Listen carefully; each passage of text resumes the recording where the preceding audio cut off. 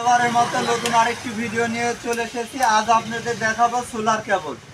আপনারা সোলারের জন্য কি কেবল ইউজ করবেন। আমার এখানে দেখতে পাচ্ছেন এটা এফটি কেবল আছে, এখানে রাউন্ড কেবল আছে, তারপর লতা কেবল আছে, লতা বা ফ্লেক্সিবল কেবল এগুলো আছে। এখানে 876 আছে, তারপর 1476, 2376 সব ধরনের কেবল আছে। রাউন্ডের মধ্যে আপনারা পেয়ে যাচ্ছেন 2376, 1476, 4076, 7076। এটা 7076 সব ধরনের কেবল আমার এখানে পেয়ে যাচ্ছেন।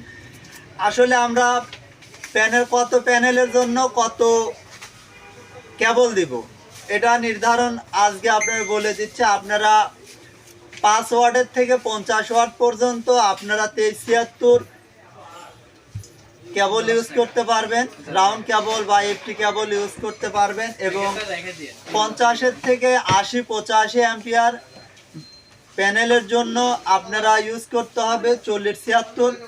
এবং 100 থেকে 150 বা 200 ওয়াট প্যানেলের জন্য আপনাদের ব্যবহার করতে হবে 7076।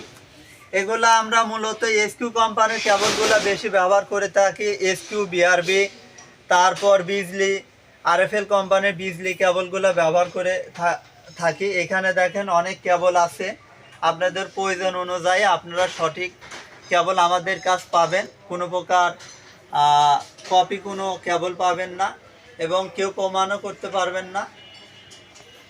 ধন্যবাদ সবাইকে।